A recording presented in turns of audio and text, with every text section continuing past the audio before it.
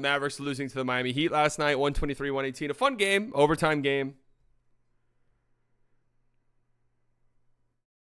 The Mavs just let it slip from their grasp at the end of the game in a very frustrating fashion. A very frustrating fashion for the Dallas Mavericks, who, where do we begin? I would like to point attention to some of the offensive possessions down the stretch of this game for the Mavs. With 1:10 left, Mavs up by 1. Bucket goes such a long way. They don't get the ball within the three-point line at all. Dribble the air out of the basketball. I love you too, Noah. Dribble the air out of the basketball, and then Kyrie shoots a tough contested three that clanks off the side of the rim. That one stings. Up 1 with 16 seconds left. You hit a couple free throws. Game's basically over. Or at least you force them to take a very tough three to tie the game. Or, you put yourself in a position where you can foul. You did a good job rebounding last night, so you can intentionally foul, get the rebound, make free throws, whatever the case may be. Kyrie misses a free throw, which led to it being a 2-point game, which led to this unfortunate inbound play that ESPN is showing right now. The quality on the video is really good. But unfortunate inbound play where just a miscommunication. You see Derek Lively starting on Kevin Love. PJ Washington's guarding Jimmy Butler. Now, I would immediately say, I don't know about face guarding past half court here. I do understand it. You don't want any guy coming off of a screen and getting a wide open three or something like that. So you want to play high. But I don't know if I love this necessarily. Like, I'd rather give up a free catch here in the backcourt and then we can defend versus letting, a miscommunication on a screen, which has already happened once this season for us. A miscommunication defensively, and then now a guy has a wide open dunk. Yeah, no, it was a really good play by the Heat. They know the Mavs are probably going to switch everything. And so that kind of leads me to think that this is partially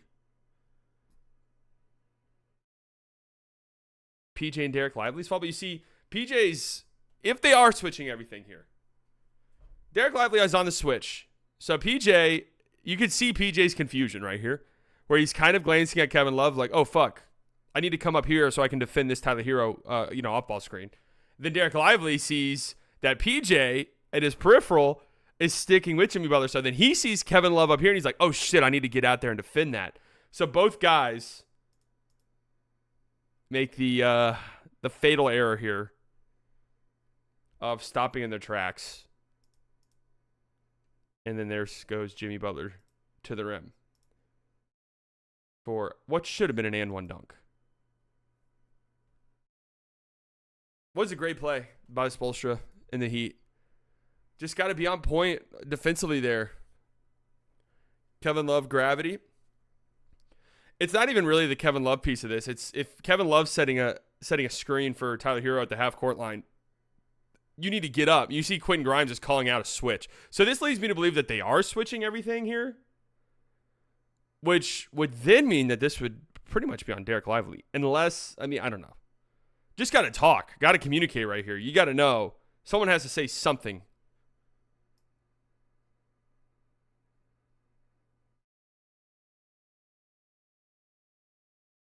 I bet that was a kick out to Hero until the Mavs brain fart. Yeah, so you obviously, if you don't defend, if you're not up here for this Kevin Love screen, Hero is coming off of this screen with a runway for a pull-up three right here, which he's been hitting at a high clip so far this season. It's crazy too, because if you ask me who you want guarding Jimmy and Love to close the game, it's PJ and Lively. Yeah, it's just a fucking, a breakdown that really can't happen in that moment. And that's now been twice this season. The Mavs have had a crucial breakdown defensively down the stretch of games where it just looks like people don't know what they're supposed to be doing. And I, by the way, that game against the Jazz, I actually, believe it or not, defended Luka for that last play. Did say that it was bad, but I did say that was such like a bad miscommunication. There's no way it was one guy's fault. And this is something a little bit similar here. So, just an unfortunate overtime. The Mavs only score 4 points. Kyrie Irving looked completely and totally gassed in the closing stretch of this game. missing threes, just not even really attacking. And then the story that everybody is talking about, Spencer Dinwiddie playing, 28 minutes, that's fine in an overtime game without Luka. You need some ball handling, whatever. But the final 22 minutes of this game, Spencer Dinwiddie was on the basketball court. Did not come out of this game, got subbed in halfway through the third quarter, and played the remainder of the game. Now, beyond, it's not like Spencer Dinwiddie was on a heater and you needed him out there. Did he have a couple of good drives? Yes. Did he have a couple of good, kickouts and stuff like that? Yes. Did he have a couple of nice defensive plays? Sure. But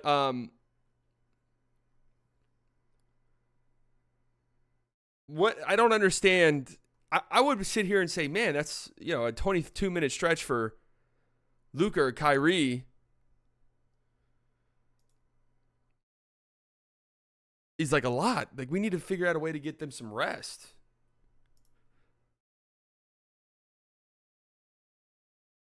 We need to figure out a way to get some rest for those guys. Like, 22 straight minutes for Spencer Dinwiddie is fucking insane, man. That shit's crazy. And he had some terrible shots in overtime. I don't know.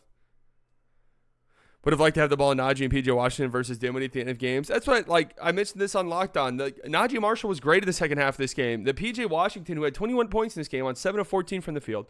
The PJ Washington post touches, give the ball to PJ in the post, and let's see what happens.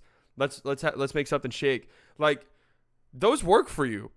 And they go away from it late in games because I just think there's this hierarchy, one. And two, I think there's this fear factor where it's yeah, but we didn't bring these guys in to do that. We brought in Kyrie to do that. We have Luka to do that. And then we brought in Spencer Dinwiddie to do that on occasion, I guess. I guess that's what they fucking think. And it is why don't you guys go to what's been working, though, this whole game? I don't get it. Spencer Dinwiddie hasn't worked at all. And even down the stretch of the game, Kyrie hit some big threes, but it was obvious that he was gassed. So, I don't know. Desperately need Luka back for a game like this. And then even the end of that Nuggets game where the Mavericks were slipping a little bit. Luka, just having that guy out there. But then also, Exum, you really miss Exum. You miss Exum's just defense, obviously. You miss Exum's. Last year, he was making big threes and big moments. But also, you just miss Exum's. I know what I'm doing with the basketball in my hands. Could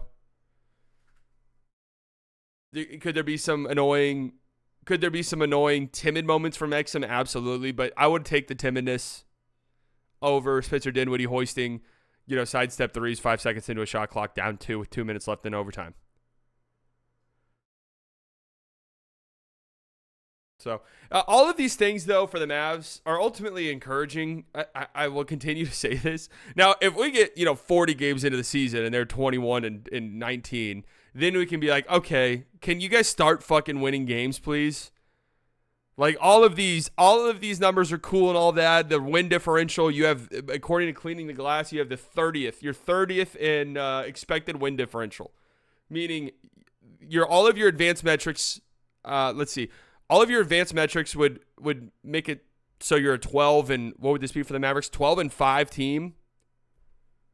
According to these advanced metrics, you're playing like a 12-5 team. That would be incredible. We would be so excited if this team was 12-5.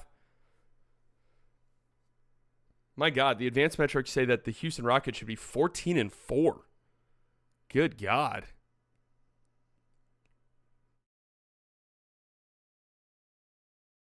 I don't know how I feel about that. That's crazy. But, you got to string together some wins. Killy Kid fucked up. Killy Kid did fuck up. I thought Killy Kid was great against the Nuggets. I thought his rotations were good. I thought the intentional foul decisions were incredibly smart. I thought their offensive game plan was perfect, and they executed it really well. I just don't know how I can defend the Spencer Dinwiddie stuff. And that's really all I'm upset about.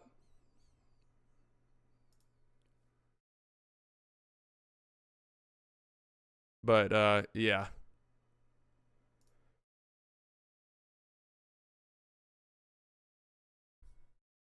Shout out to the Rockets because their backcourt sucks. Yeah, if you were to tell me the Rockets were this good, I for sure would have thought Jalen Green was having a huge breakout season.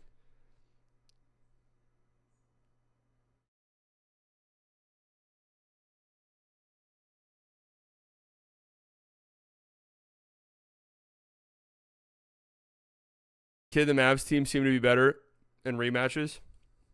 That's why they're good in series.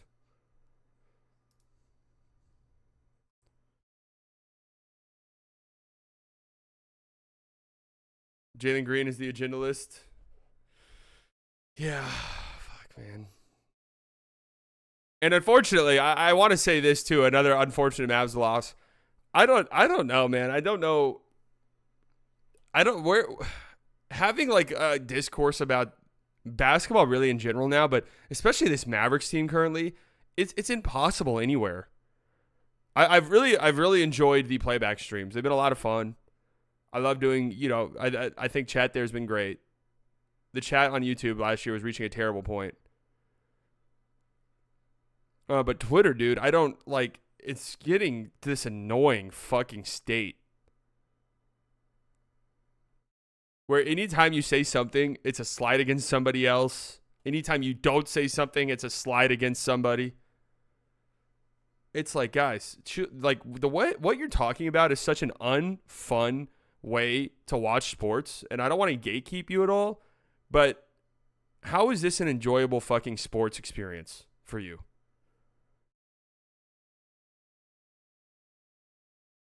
It's not a healthy relationship.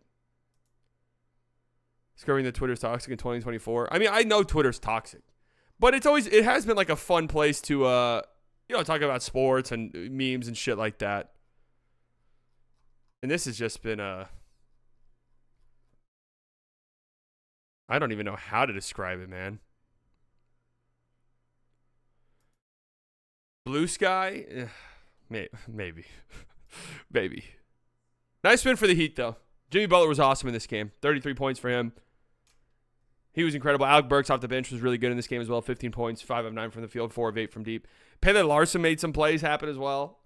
He was solid for them. So, Bam hit a couple of corner threes, but I didn't think it was necessarily a great Bam game.